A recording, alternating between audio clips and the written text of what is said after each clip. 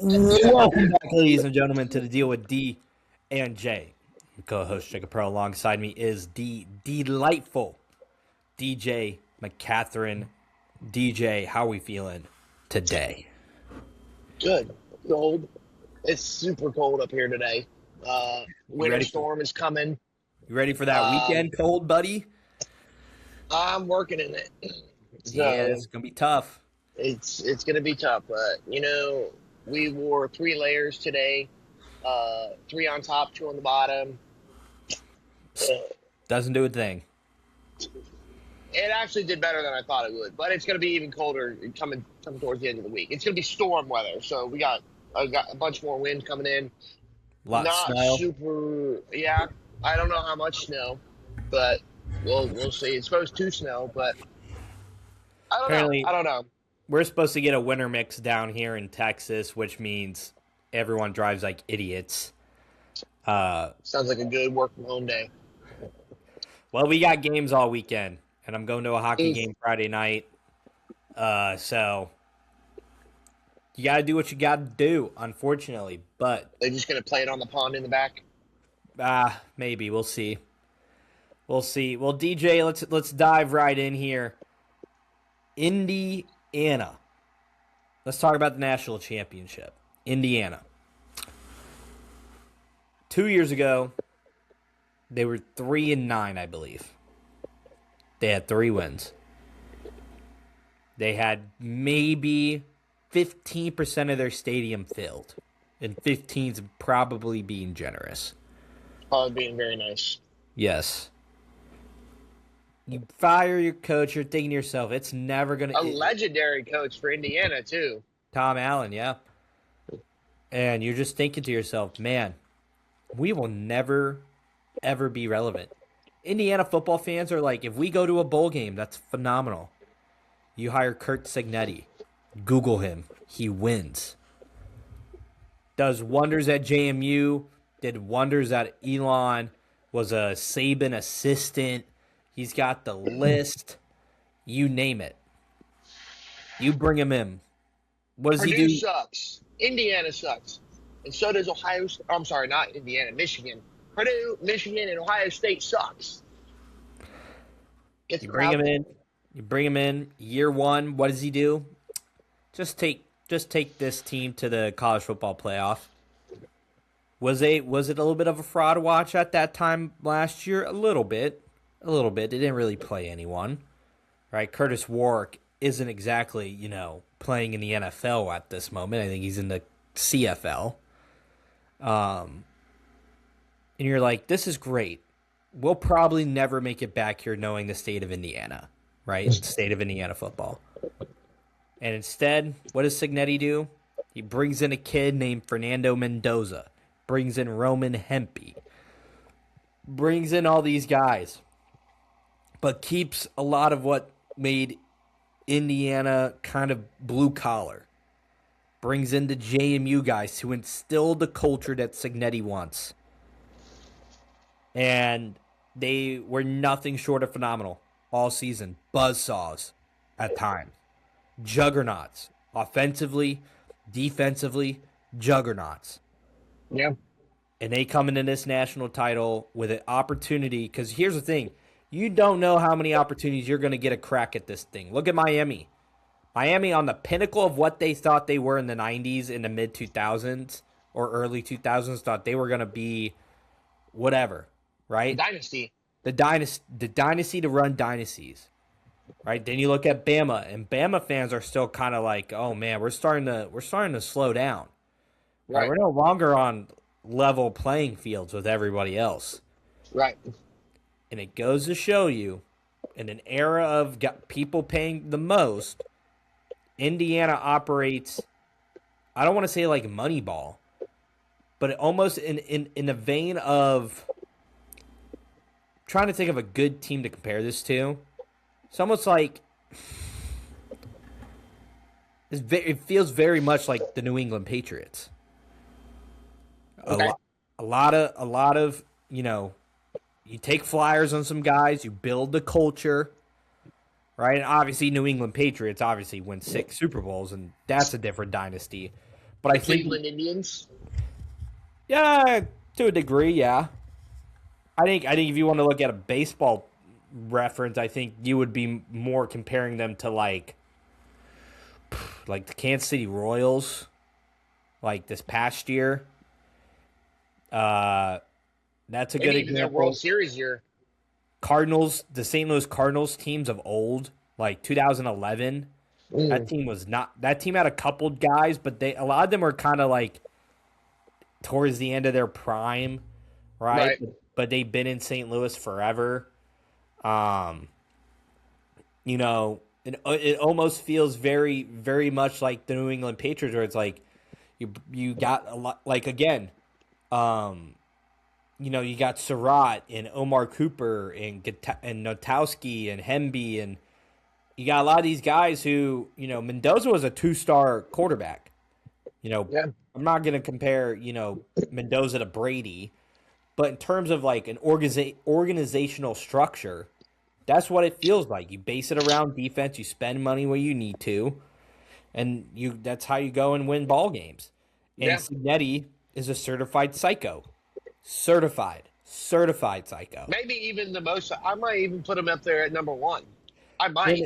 and the thing is, him and Mendoza are like a beautiful blend of psycho, because Signetti's more of the is like Signetti's more of the like angry psycho, like Hmm. doesn't like everybody sucks.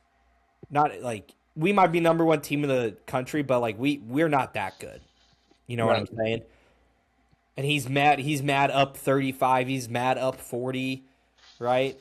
But Mendoza's like a likable psycho where he's like, dude, I will die on this field.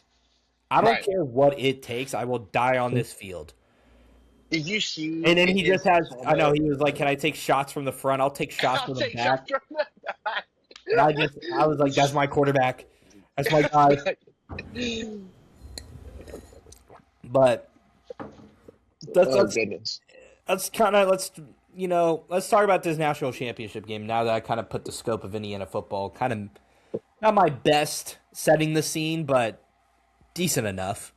A program that literally went from the worst program It's, statistically at the beginning of this year was the worst or the losingest program in history, yeah, and has went 16-0 with a Heisman Trophy winner and a national title and undefeated. yeah.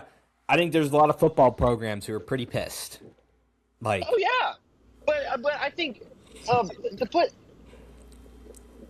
this is a wish upon a star, right? This is a not for this team in this year, but to find a coach in Signetti, to find somebody to change the culture and to find people that are willing to buy into this new culture of, hey, we're the winningest or the losingest program in history, but I win. Follow me and you will win. Bloomington, Indiana is not a 5-star resort, you no, know, that's especially Midwest, to these baby. other programs. Like, it's probably a nice program, right? It's probably got nice facilities, whatever. It's not Ohio State or Florida or LSU, but it's probably got nice facilities. But then It's to buy competitive. into a culture, to find a bunch of blue blood athletes to buy into this program, right? While not also having the budget to keep up, at least right now, to keep up with Ohio State and Texas and USC and Oregon. Um, like, that's a wish upon a star to have the success that they do, to find a coach Saban-esque to turn your program around in 2 years, right? I'm sorry, excuse me. Turn your program around immediately and in 2 years win a national title, Yeah, right? it's it's the most impressive turnaround, and maybe it. I think it is the most impressive turnaround in all of sports. Right. Name anything that's been to this degree, right? Like when has anybody like that has paid off in a championship, right? In terms of the turnaround and the rebuild, and it's not like they found luck. Like they dominated the season. Like, Right. and they went from being one of the worst teams in all of college football, like you said, the losingest program in history, to in 2 years make 2 college football playoffs, a Big Ten title, a Heisman winning quarterback, and now a national title. Right. Name any program, college, pros, that has turned around the way that they have. The only one you can really think of is Wrexham in freaking European soccer. That's only because they got money. Right. I don't know. Like, it is the most single-handedly, not the most single-handedly, it is the single-hand most impressive turnaround in all of sports ever. And let's break down this national championship game, right? The first half, dominated by Indiana. Dominated. Miami was 0-6 or 0-7 on third downs. They couldn't figure anything out offensively. And they were just put in a hurt locker by the Indiana defense. And the Indiana defense wasn't doing anything special. They were dropping 8, rushing 3, rushing 4, barely getting any pressure, but they just played good coverage. Carson Beck was hesitant in some of the windows, and he had to throw the ball away. They had Malachi Indiana, Tony locked. Yeah, dude, they locked him up. On the Indiana side, it goes down like this wasn't Indiana's cleanest game by any means of the imagination offensively. But when Miami made mistakes and kept your drive alive, you made them pay, which is what they do best, which is what we've been talking about, is that you cannot make mistakes no matter how big or how small. Mm-hmm. And by extending the drive for Indiana, you just keep giving them lifelines. And at one point, they're going to pounce on the lifeline. Yeah. And I think his name's Malachi Black or Mikel Black. Like, great running. Just the bet. Like, he should have been like the main guy for Indiana late instead of Hemby, because like Black was getting like 7-8 yards a carry. Right. So the first half happens. You know, obviously the Miami kicker doinks a field goal, which, like, you can't trust that kid ever again. Like, you can't do that. I think, again, you're looking at in the first half, you're looking at it going, Indiana's got this thing in a vice grip. Miami can't figure it out. Carson Beck looks terrible. The offense can't get a groove. And Shannon Dawson's probably going to bail out on the run game sooner rather than later, because that's kind of his MO. Pretty much what happened. Yeah. Halftime comes, third quarter. Miami, Indiana gets stuffed. Miami second play, Mark Fletcher bounces it off to the right side and just gone. Just to, take it to the end zone. And for the most part, it's all about mistake-free football. And you got to play as perfect as a game as you can. And Miami, while they have enough talent to survive the mistakes, they were not able to survive, obviously the lack of mistakes on the Indiana side. From Indiana side. Because, again, special teams out of nowhere. Kamara gets his hand on a punt. Ball's in the end zone. Indiana gets a free 7 points, right? When you're supposed to be punting the ball away. Obviously, Indiana kind of breaks things open. The offense really started to work for Indiana when they could go up tempo, when they couldn't allow Indiana to kind of set their feet and get ready. Right. Like, that's when I was getting really impressed. And Carson Beck was making some really good throws. He had plenty of time in the pocket, so he never had to feel rush. He never forced anything crazy. Right? Never forced anything crazy. And then he gets into this, and here we are, he looked really good. And then, it's 17-14, man, right? We're at this juncture in the game, and Indiana's driving. Indiana gets held to. Also, Becker, man, the brass balls on him, where they were like, he doesn't drop footballs. Back shoulder throw, falling to the ground. Clamps, pressed it against his body, right? I think there was another one that that was on the final drive. It was another back shoulder throw, but he was getting mauled, man. I'll tell you what about Yeah. these officials. They let him play They let those almost too boys aggressively. play. Almost They too let aggressively. almost too much because I was having some Miami fans being like, all the Indiana guys push off. And I'm like, you guys are mauling him. What is he supposed to do to go get the ball? Right. And it's not getting called, so like he has to figure out something. He can't just sit there. Got to be tougher than the guy in front of you. They're not going to call it. You got to have some sort of toughness. You can't rely in everyday life and then just everyday football. You have to be tougher than the person in front of you, right? Like that's how you win at football in general. Whether it's the push off the line or getting mauled down the field. Like if they're not going to call it, you got to win. Find a way to win. Yeah, Federic, man, was mauling Surratt all game.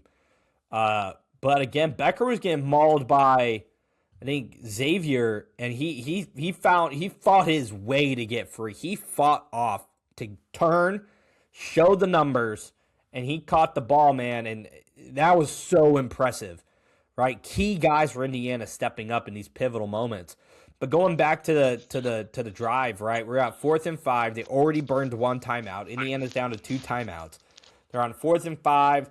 Signetti thinks about taking the team out there, the field goal team out there, and he calls a timeout. So he burns his second timeout. Now you're down to 1 timeout. And I started sitting there being like, what is this guy doing? A mistake-free football team is starting to make a lot of mistakes right now. Right.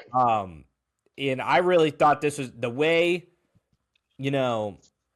Miami was playing. I was like, this is a kiss of death, right? Mm-hmm. I am though all for what Signetti called though. All for it. Go for it. If you score or if you get the first down, you extend the drive, you get 4 more downs at the end zone, right? To try and push the lead up to 10 rather than the 6. And that ultimately was, and the nuts to call. He did it several times. He had a 3rd and 8 call where he ran just an inside zone. Black gets 25 yards on that drive. Mm-hmm. Calls his quarterback's number. I think it was more of a read play. It was like if the one guy, Mendoza said if the wide receiver was open, he was throwing it. But he didn't love his look, and he just said, I got to trust myself. He tucks it, shakes 2 defenders, takes a hit, and then somehow keeps turning the legs and dives. Those are moments in championships that you will not forget for several. This is going to be a play that's remembered for decades. Yeah. It's obviously not, the pick play that Clemson had with Hunter Renfrow and Deshaun Watson, but it is damn near that. Right. Damn near. Like, he had to fight 15 yards to dive into the end zone. It was unbelievable what he was able to do. He did not have his best game, but what he did was not put them in. He never threw the ball in the bad spots. Right, he took sacks instead of trying to force things. He didn't fumble. He was smart with his legs. And that really was the difference for them. I mean, in a game where they couldn't get anything really going, they just stayed true and beat the drum of the run game, of the quick pass game. And yeah, man, there's not much more to say about that for Mendoza. Just an unbelievable season for the guy. And he's so damn likable, man. That post-game presser, the post-game is amazing. He's great. He's hysterical. But let's That's flip. what he is. You got anything on Indiana here before we flip the coin to talk about Miami here in a second? I just think Kurt Signetti, you were talking about timeouts, right? And I looked at it as he was playing a momentum game, right? I agree. Miami played at the end of the 3rd quarter, they scored touchdown. At the start of the 4th quarter, touchdown. Like, they're building momentum on this offensive side. And Kurt Signetti, I think it was 2 4th and 5 calls on this drive that he called to that were pretty ballsy, that were makeable field goals for his kicker. And the fact I really think that there was a miscommunication between the like the coordinators and Signetti. It had to have been. That's the only reason that I think he uses two timeouts there.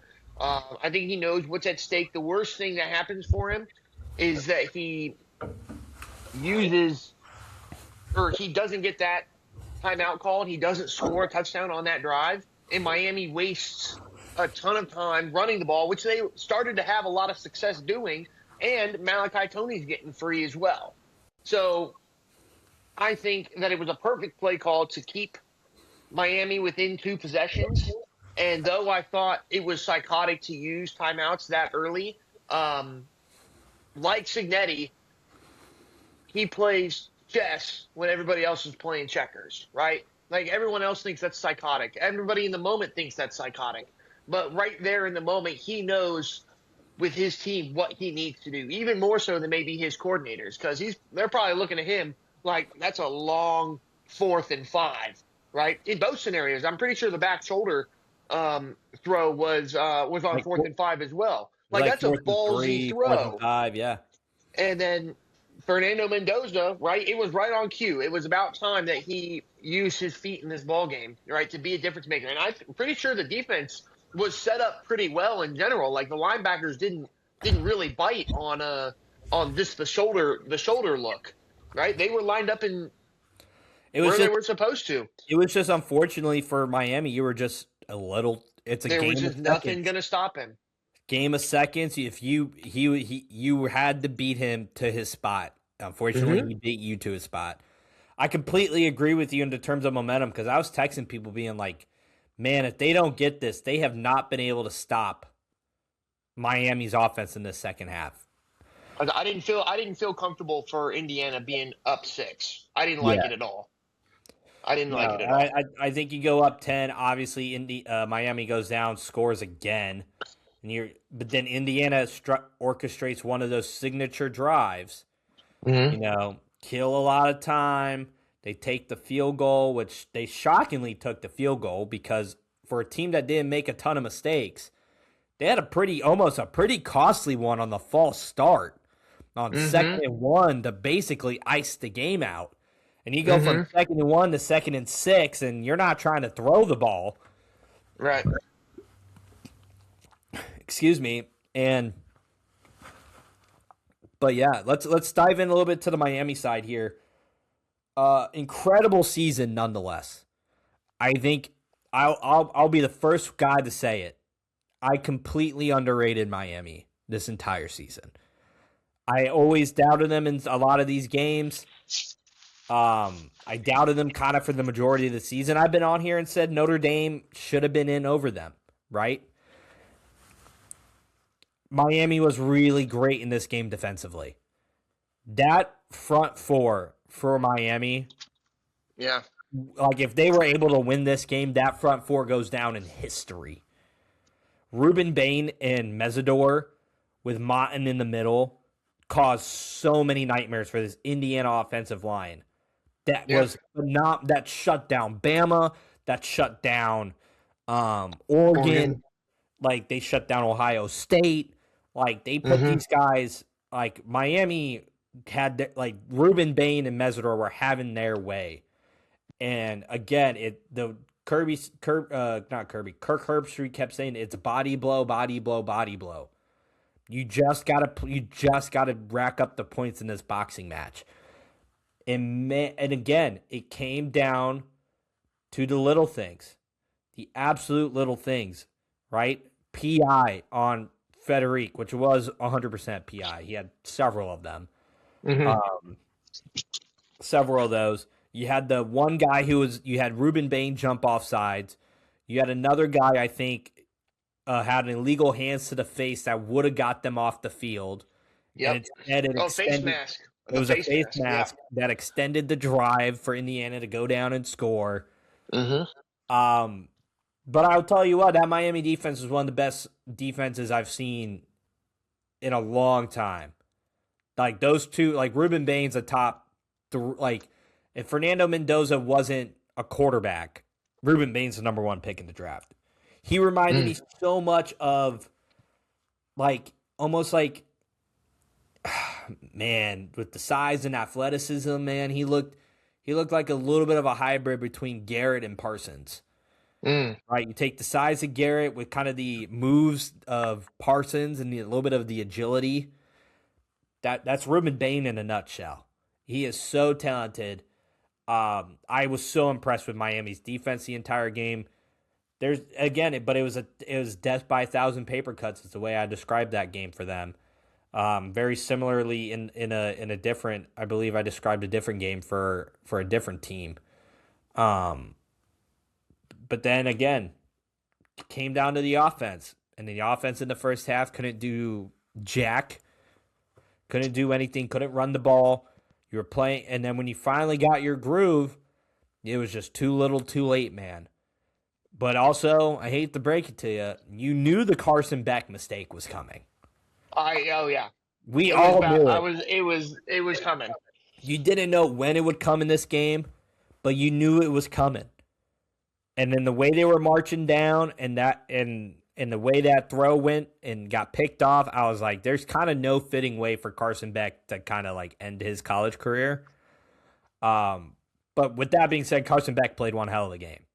He looked really good. He was decisive.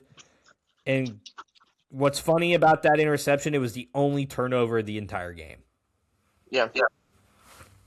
What tells you how good both these teams are, how disciplined they were, minus kind of like Miami and some obviously can't in some of the drive stuff, but it was only like 6 penalties for like 40 yards for Miami or something like that. But Indiana had 2 for 20 or 2 for 15.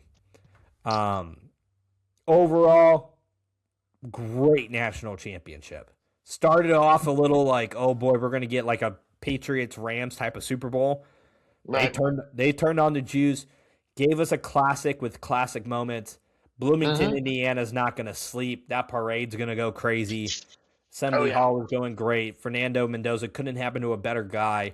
Crushing for Miami fans. Crushing for a fan base that's been starved to be back to relevancy. But I think they're like the U. I could say that the U is back to relevancy. I'll give them that. I don't think that it's as almost as bad as Texas's was.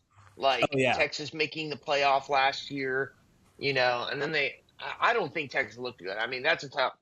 When Sam Ellinger said that they're back and then proceeded to have like 3 7-6 seasons. Right. And so I think this team is set up better. Like I like Malachi Toney coming back. He's going to be a force for the next 2 years. I will say this. Sorry. Go ahead. If you're a Miami fan, you do feel like this is a missed opportunity because as of this moment in time, at the time of this recording, on Tuesday night, January 20th, they currently don't have a quarterback. Mm-hmm. The consensus is that it will be Darian Mensah, who comes in from Duke amidst an NIL 2-year contract that he has with Duke. But besides that, you're looking at Darian Mensah, the next quarterback at Miami. Carson Beck, I do think if you're a Miami fan, you kind of feel like this was it. Because you're not going to get a guy like Ruben Bain again. You're not going to get a guy. I don't know if Mesidor is coming back. I don't think he is. But you're not going to get some of these guys back. And it does feel like a small bit of a missed opportunity. But if you have Malachi Toney and Mark Fletcher coming back, man, that's pretty good stuff. Yeah, they'll have to bring a bag out for Fletcher. I mean, I think he looked good, but he could declare for the draft. As he's a junior. He looked really good, man. He looked really good, but in a running back class full of really good running backs, I think, it's always smart. If you don't think you're a first or a second round guy, just wait. Just stay. Doesn't hurt. I think part of it is I think Miami's going to come out with a good bit of money, right? Like I think donors, et cetera, are going to offer up a good bit of money to keep these players. The bag's coming out now, man. Yeah. And Indiana, man, they just retooled, man. They got Turbo Richards. They got Josh Hoover. They're just ready to go running back, man. In terms of Yeah. what I saw in the portal, they got the second and third ranked defensive back in the portal as well. So, Mhm. like, they're ready to run it back, man. Oregon bringing back Dante Moore, man. Obviously, Ohio State's got Sayin and Smith back again. So, I Quarterback mean, class next year will be gonna insane. be good. Gonna be good. Uh, let's dive into this divisional round here really quick. Yeah. Um, kind of interesting among the board. Let's talk about kind of like let's go least interesting to most interesting, which that is going to be completely my opinion, and you're just gonna have As to live far as the with it. games, Yes, far as the games. First one, least interesting in terms of the entirety of the game. Let's start Seattle, San Francisco. My God, I'm gonna say it. They bitched Brock Purdy. They like that defense, man. I know we were raving about the Texans defense. This defense is better than the Texans defense. Oh my God. They put Purdy in a pressure cooker. hmm He did not know what to do there, man. He had yeah, no idea where to go with the ball. He had no idea what to do. The run game for Seattle was incredibly effective. And if you're the 49ers and you're sitting there like, man, we kind of kept JSN kind of bottled up, right? You know, we right, we're not letting Sam Darnold kind of do his thing. Like we're doing really good. right.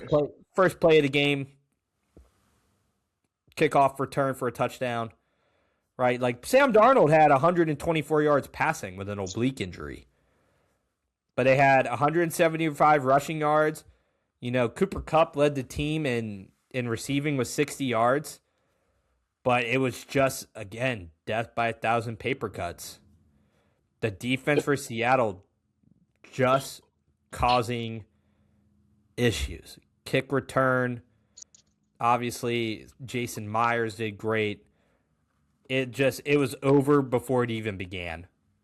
Yeah. And if you're a 49ers fan, you're kind of just like, what more can we do at this point? It like I don't want to say like Kyle Shanahan's approaching like the Sean McDermott area, kind of like, yeah, man, you've taken us to the playoffs, but you haven't taken us to the Super Bowl yet, except that one time, right? But we haven't been able to get back there since. Well, I think the 49ers, they have a real problem staying healthy. Like, as much as I hate to keep, um, peddling that excuse, it's just a truth, right? Like, they continuously have an aggressive amount of linemen on both sides. And I don't know what it is over there, but it just seems like linemen. Apparently, it's an electrical plant problem. Like, did you read that, by the way?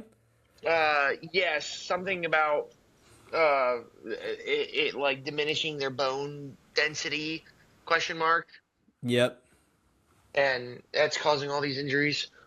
I mean, nonetheless, it just is. It is. They've got these all-star talents in crucial positions that continuously get injured, and I think we said this last time. Like, funny enough, Christian McCaffrey was healthy this year, dominant this year, but when you're missing everybody in front of him, and on the opposite side of the ball, like Bosa, like that is a factor in your team's performance. And I don't know how much of that can be blamed on Mr. Shanahan, but you know, it's it's definitely something that needs to be considered when judging him as a coach. Like, yes, your backup should be good, but like you're paying these guys 30-40 million dollars on your line for a reason, you know.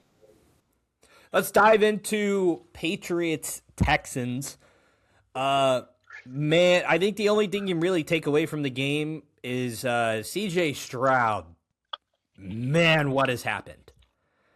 And it's Yep. not even it obviously the Texans offensive line sucks. Like, let's not get that twisted. Um but in a game where you make Drake May fumble the ball like 4 times, you should win that game. And Yeah. instead, you don't, and that sucks. because C.J. Stroud had 6 of them. So Right. I don't really know what more you can ask for or what you can look for out of the Texans outside of retooling that offensive line. But the Mm-hmm. Patriots defense was pretty impressive. You can look at it both ways there. But the only thing I took away was that the Texans, man, were C.J. Stroud was actually terrible. Right. If you're a Texans organization, you kind of have to sit there and think about, is it going to be what you want it to be moving forward with Stroud? Do you give him the extension? Do you sign him long term? Do you want to make him a top 10 paid quarterback in the league? He hasn't played like that. I think you have a lot of questions you need to ask as a organization. Yeah, I think people are bailing out on CJ Stroud a lot earlier. He was out with a concussion for multiple games this year. Allegedly injured during this game. And no, he has not performed to the extent that he did his rookie season, but I think people have to understand, like, there are people that you don't bail out on, right? I have been out on Trevor Lawrence for 4.25 seasons. Well, really, even 4.5 seasons. And then it wasn't until about 4.75 of his career in the NFL that I was like, you know what? Maybe it was a good thing that they didn't bail out on him, right? And I was talking to my Jacksonville buddies today about this whole scenario, and I'm like, CJ Stroud has had 2 really bad games. 2 really bad games. Again, not his best season by any means, but like, he's in his 3rd year, right? Has been dealing with injuries with his receiving core. I mean, Tank Dell was shot last year. Nico Collins is injured regularly. Dalton Schultz is sidelined. CJ Stroud dealing with a concussion this year, right? Like, there were multiple factors that played into maybe him not playing his best and maybe not having played as well as he did his rookie year. But I think it would be an absolute tragedy to see how good he can be, trying and get those elements, especially in a stacked O-line class this year, and bail out on CJ Stroud. Because you have the running backs. Like, I really think it's just the offensive line, right? Like, CJ Stroud I don't missed know some about the throws. running. The running backs were bad. Like Woody I think Marks they're didn't. good running backs. Yeah, I just don't think that the O-line is good enough to give them anything. Yeah, I think when you look at it, I do agree. Like, Stroud has been bad the last 2 years, but how much of that is Stroud and how much of that is the organizational failure to protect him? Right. I think you can lean 70-30 organization to Stroud. I think Stroud has played some really bad games, but I don't think to the detriment of like what he's been like, what he kind of like has no choice in dealing with. Mm-hmm. I understand it, right? I think if you're a Texans organization, you have to ask yourself some hard questions.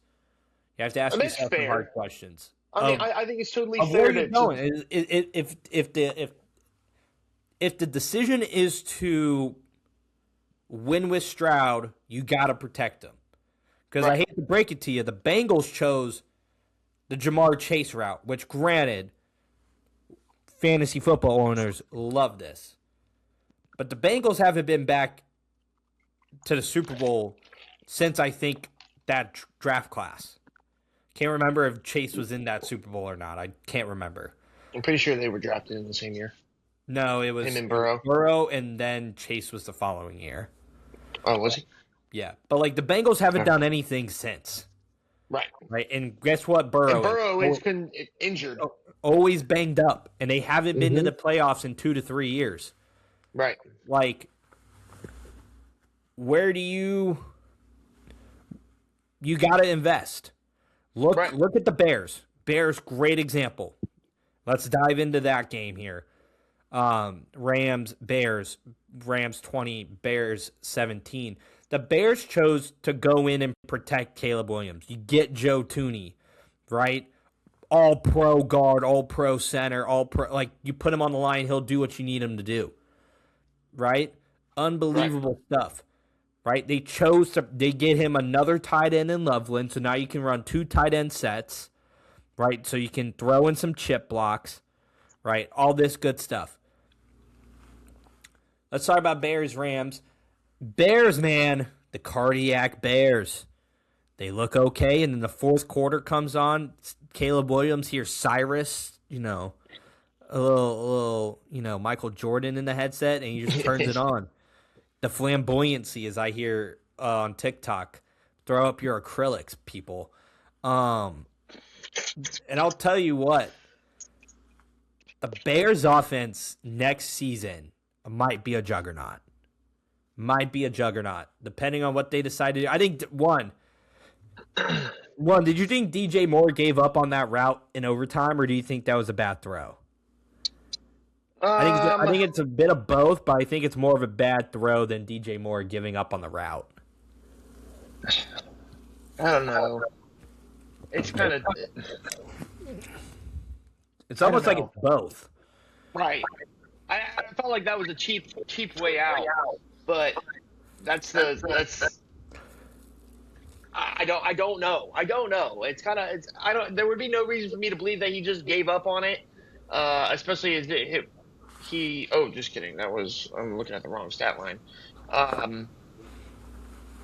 And he did really well in this game. It's not like he had a reason to throw a fit and give up. But I mean, Caleb Williams also was not the most accurate quarterback in this game either. So, it was freezing cold out there. Bear weather was really cold. The Rams were feeling it. I know, but they still threw the ball. Each team threw the ball 42 times. It's because they couldn't really run the ball. I mean, Kyron Williams had 21 carries for 87 yards, and he was the game's leading rusher. Right. They kind of had to throw it because both teams, like, the front of the defense is still pretty solid. But Caleb Williams had, what I'm looking at here, is 3 interceptions. That's hard to survive. Matthew Stafford, though, no touchdowns, no interceptions, but he never put his team really in harm's way there. Monangai and Swift, incredible. Luther Burden's going to be a problem next year. You could already see it happening. Roma Dunze is a big body. Colson Loveland is a difference maker for this team. For sure. Yeah, and I think when you look at it, the Bears are a team to fraught with. But, I mean, if you're the Bears, you're also kind of like, what a year this has been, because I think they're ahead of schedule, which is great. Yeah. And for the Rams, Sean McVay low-key kind of like gets in his own way sometimes. Because, that wasn't his best called game, but, you still gotta let him call the game. Matthew Stafford and Puka Nacua doing what they do best, and the run game for the Rams opened up late in the second half. The defense for the Rams stepped up where it needed to. They added pressure. Some people will say that was a push-off on Cole Kmet, on Kobe Durant, and to those I say, not true. They simply released, and Kobe Durant was 5 yards away from the play. So that's on him. Unbelievable throw by Caleb Williams to end the game. My jaw dropped. I was like, unbelievable. He threw it 40 yards. Yeah, that was insane. So, let's talk about the last game and probably the most controversial game. Broncos, Bills. Broncos 33, Bills 30. I mean, where do you want to begin, man? I don't know. I don't know where to begin. Start at the end. Let's just start at the end. Let's start at the juiciest one. I don't think that there's a way in hell that you call that a reception. See, I just don't. When I saw it at first, I was just kind of like, I saw it and I was like, Ty should go to the receiver. But then I watched it in slow-mo and I'm kind of like, okay, I can see the ball moving, so therefore, I think for me, looking at it removed now, when I first saw it, because I was pulling for the Bills, I was like, that's got to be a catch. Now that I'm removed from it, I think looking at it now, clearly an interception. Clearly an interception. I think if there's no clear person with the ball in general, whoever comes up with it goes. Unless it's like clear that Cook had possession, and I never saw a clear possession from anybody. Looks like they both went to the ground, right? And at that point, I didn't think that them going to the ground stopped the play in general, anyways. If the ball wasn't completely, in one's possession, because again, it didn't look like anybody had possession of it to me. And through the roll through, it was Denver ball. I really don't know how or why that's so hard for people to kind of grasp the concept. Maybe I'm making up rules in my head or making up what I saw, but I think if it was ruled any other way, I would have a lot more questions than the way it was actually ruled. I agree. I think it ends up being the right call. I will say this though. For a play of that magnitude, you got to send it to official review. You got to send. I think that. Listen, you can't just sit there and be like, "We're playing on a moment like that." I think you do got to send it to review.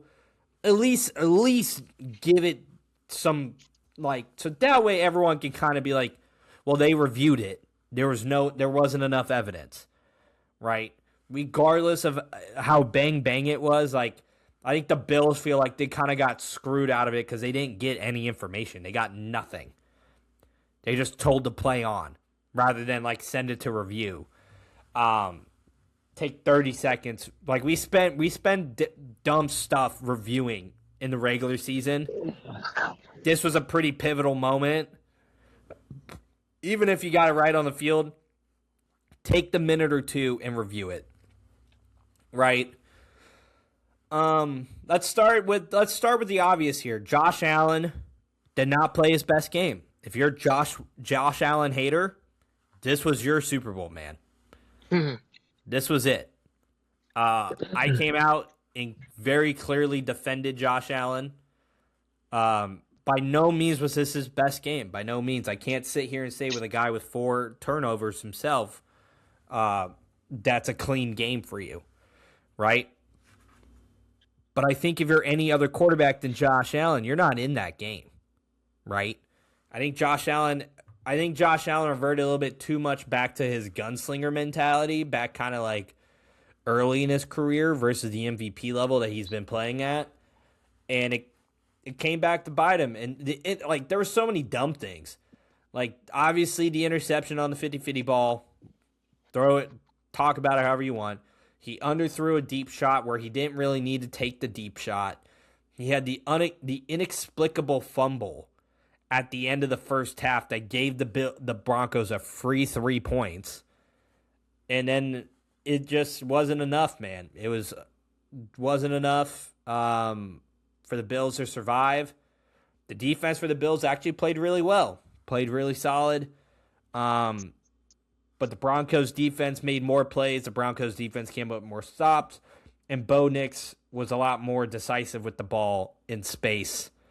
And what a shame. Bo Nix breaking his ankle on the second to last play of the game.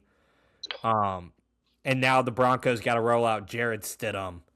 So, kind of heartbreaking stuff on both sides, right? I think Josh Allen and the Bills know that this is his this was a missed opportunity. Probably the biggest missed opportunity you'll have because there was no Mahomes, no Lamar, no Burrow, and the only guy in your way was you, and unfortunately he showed up on Saturday. As much as people talked about it, maybe I clip in my thing here, but this was going to be his hardest path to a Super Bowl, and I will stand on that, right? I think for the most part, when Josh Allen was in these games again against the Ravens, the Kansas City Chiefs, or the Bengals, they were just out-coached. Josh Allen performed very well in those games, right? Josh Allen performed pretty well in general in this game, right? The dude's asked to do damn near everything on the offensive side, like almost like Lamar Jackson is, right? He, a quarterback running the ball 12 times, more than likely designed on at least 10 of those, is a tough ask when you also ask him to throw the ball 40 times, right? And you put up 30 points. In most NFL games, that's enough, right? Are there going to be plays where, uh, you know, you make mistakes? Yes, but it's a team kind of full of mistakes, if you will.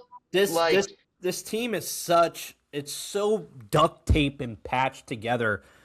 And I will say this. I don't think it was the right move to fire Sean McDermott. I don't think that was the right move after this game. I think the GM Brandon Beane is as much to blame for this because he's the guy who constructs the roster. He's the guy every single year who said we don't need a true wide receiver one. He's the guy who's chose to pass up on some of these first round wide receivers and took a risk on Keon Coleman, who is just a deep ball threat at Florida State. Right? He took these risks. Right? But on the flip side, he's also the guy who drafted James Cook, drafted Josh Allen, drafted Dalton Kincaid, right? He's drafted Ed Oliver and some of these other guys on the defense, Christian Benford. But it's hard to look at when Sean McDermott has done what he's done with as beat up of a defense. Like the Bills are just as beat up as the Niners are at times. Like, the problem is they just don't have big names going down. But they're just as beat up as the Niners. I guess the question about the GM being fired versus McDermott, I'm like, are these people that were such steals in the draft that make him worth keeping? Like, was Dalton Kincaid just the steal of the draft? Did he make the move to get him? Like, I feel like that was pretty obvious need for Buffalo Bills. And when Dalton Kincaid was there, like, you take him. Like, I don't think it takes a genius to decide that that's where they should have gone with a pick like that and some of these other names that you mentioned. Like, obviously there are probably criteria, right? Or, like, needs and wherewithal. But, at some point in the draft, it's just take the best available player, right? And I don't know. It's just a genuine question. Like, are these just magical draft picks that he found James Cook and Kincaid and who's not the linebacker? The linebacker wasn't drafted by them, was he? What's his name? Milano. Yeah, was he drafted to Buffalo? No, but he was drafted. No, he wasn't drafted there. Right, but it still takes the GM to make the decision to get him too. But like, are these just such steals of names that? Listen, I can't. Let's take a look at this. Let's take a look at this here, right? McDermott has to try and get the best out of the roster Brandon Beane constructs. Right. Right? In 2024, what was the Bills' number one need after falling just short to the Kansas City Chiefs? Wide receiver. Wide receiver. You know who was available at wide receiver? Xavier Worthy. You know who else was available? Ricky Pearsall. Now, am I going to tell you those guys would have won you this game? No. But would they have been better than Josh Palmer? Yes. Instead, they wait until round 2, and with the first pick of round 2, they take Keon Coleman in front of Ladd McConkey, right? I think we can all agree Ladd McConkey is better than Keon Coleman. But they had a clear need for a wide receiver one. Right. And Xavier Worthy was that guy. Blazing speed. And for a guy who loves to throw the ball deep, who better than Xavier Worthy? Right? I'm not going to sit here and tell you that Brandon Beane deserves to get fired. I don't want to call for people's jobs unless it's clear and obvious. like Raheem Morris. But I think you have to have a hard conversation. Again, if you're an organization, do you feel that Sean McDermott is the reason why you're being held back? Or is it the construction of your wide receiver core that stinks? Now, granted, I'm not going to sit here and tell you the Broncos wide receiver core is much better, but guess what? Troy Franklin and Pat Bryant are going to be problems. Especially Pat Bryant. That dude is going to be a monster. I don't know. I find it hard that you have to put it on a coach who called a great game, but I guess again, somebody's got to go, and then they opted for that route. Yeah, I think it's tough knowing the cycle that just happened too, and you've got these other teams that have had success lately too that have bailed out on their coaches. I think Tomlin was a forced bailout. Harbaugh.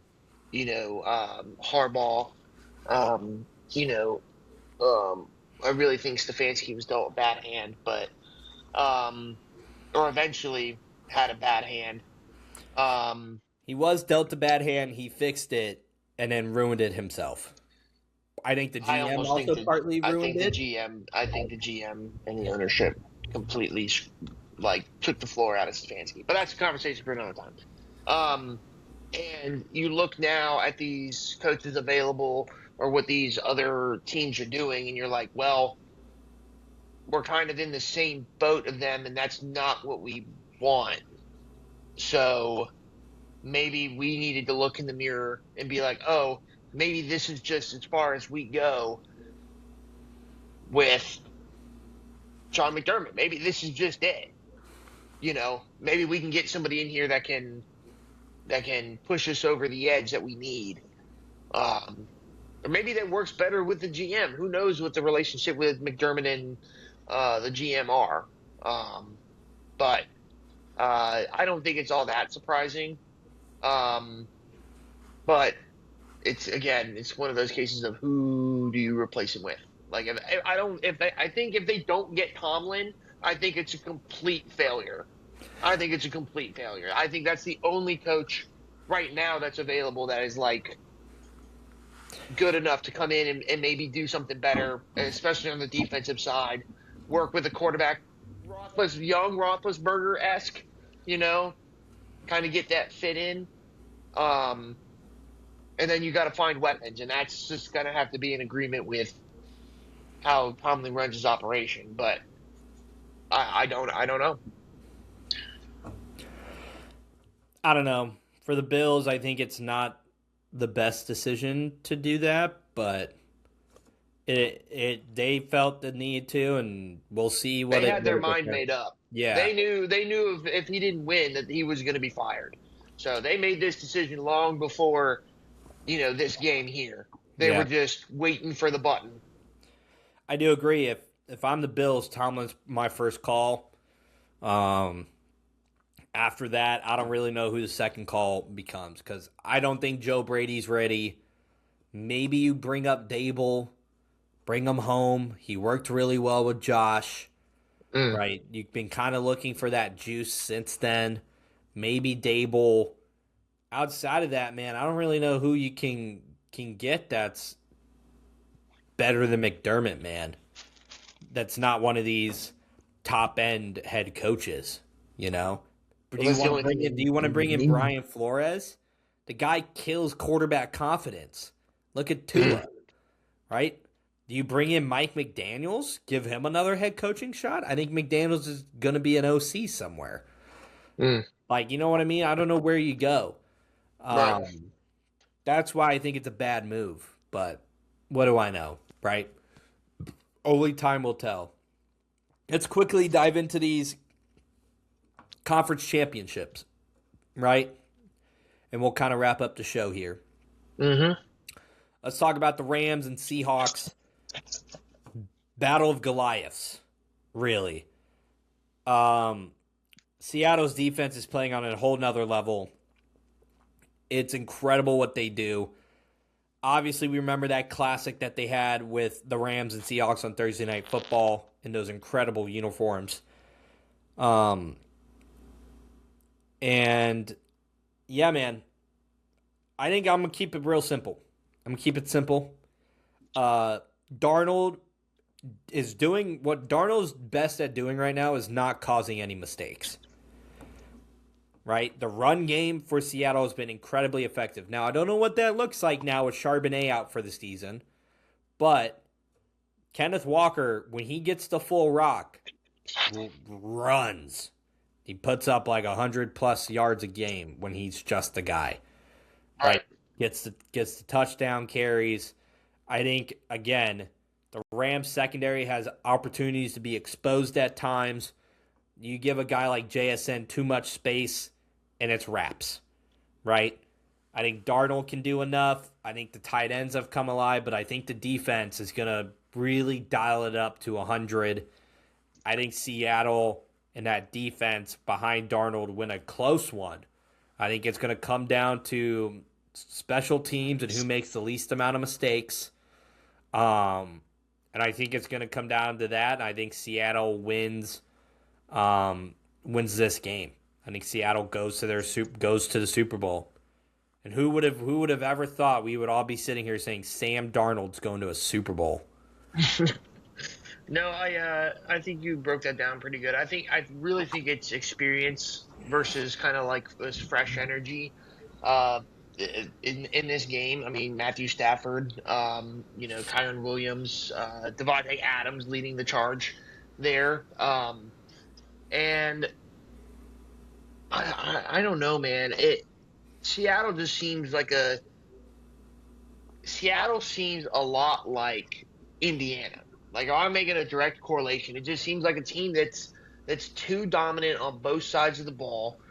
You have kind of just enough question marks for the Rams to be like, you've got to give the edge to Seattle. You've got to, and I also think that ruling out Matthew Stafford and Puka Nacua and Devontae Adams is just a mistake waiting to happen.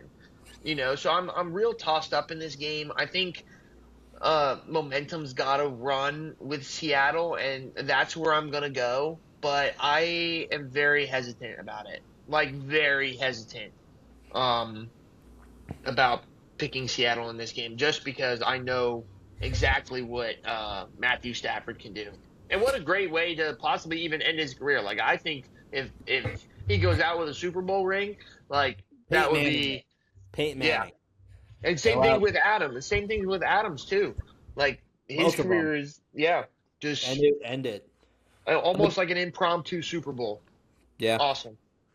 Broncos, Patriots. This all feels very kind of like classic. Feels very classic. Right. Except instead of Manning and Brady, you get Jarrett Stidham and Drake May. And I love Drake May. I think Drake May's great. I don't get this twisted. I love Drake May. I'm a Drake May. Maybe I'm running the Drake May lover account. But Drake May's great. Jarrett Stidham making his first start in the playoffs. He's lucky he's at home and not in New England. It's going to be cold out there. It's going to be a cold game. The Broncos defense against the Patriots offense, something's got to give. I think this game's going to be low. I think it's going to be a low-scoring game. With that being said, I think Vrabel and Sean Payton are going to have these guys really well coached. I think they're going to have them ready for this game. And I don't know, man. I think it's pretty obvious. I'm going with the Patriots. I think with a new quarterback coming in, I think that's absolutely atrocious that this is even giving a thought. This is not college football where you are having to decide. Drake May, the last 2 games has not been great. The Patriots offense hasn't been great. Granted, and look at what they've been able to do. The Texans. I think it is the Patriots. I think it's the Patriots. Absolutely. I think, yeah. And then guess what? We're running back a classic Seattle, New England. It's going to be so great. It's going to be so great. Who would have thought in Drake May and Sam Darnold would be our quarterbacks in the Super Bowl in 2026? You know, and in front of 25 million people watching. Yeah.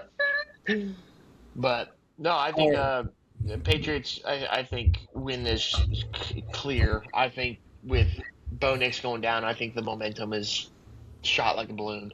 You know, just this is going to be gone for the Broncos, unfortunately. So Yeah. Well, he has been the delightful DJ McCatherine. Stay warm, buddy. You're gonna need it. I'll tell get a you what. freeze. I'll tell you what. You're gonna need it. And I've been your co-host, Jacob Pro. We have been Deal D and J. Like, comment, share, subscribe on all platforms.